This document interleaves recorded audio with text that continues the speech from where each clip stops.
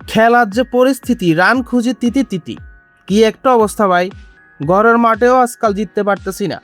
নিউজিল্যান্ডের সি টিমের সাথে জিততেও হালুয়া টাইট হয়ে যাচ্ছে। এর থেকে পাকিস্তান জিম্বাবুয়ে ব্যাটার। তাদেরকে বারবার হারিয়ে বিশ্বকাপ জেতার স্বপ্ন দেখতাম।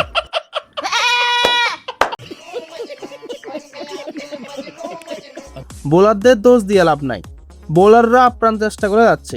এত কষ্টের পর ব্যাটসম্যান বোলারদের বড় বড় বাস দিচ্ছে। তো ভাই লোক, কি অবস্থা? ভিডিও ভালো লাগলে অবশ্যই একটা লাইক দিন, আর হ্যাঁ, কমেন্ট করতে ভুলবেন না। এবার আসি কামের কথায়। আজকে দ্বিতীয় ম্যাচ, আজকে হারলে সিরিজ কেল্লা ফতে। আগে মিরপুরের উইকেটের দোষ দিতাম, এখন উইকেটের দোষ দিয়ে লাভ নাই। উইকেট আগের থেকে অনেক ব্যাটার হয়েছে, ব্যাটসম্যান পারতেছে না ওইটা বলেন।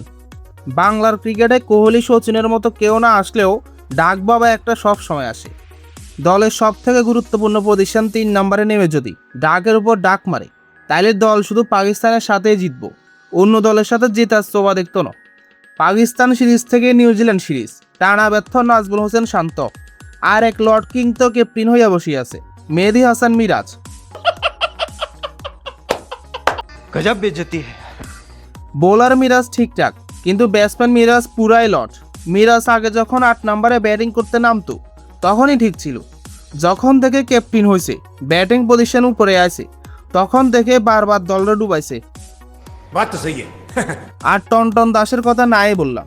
টনটন দাস সেট হওয়ার পরও কখনো ম্যাচ শেষ করে আসতে পারে নাই।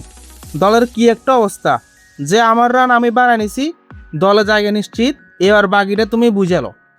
हमारे यहाँ ऐसा ही होता है।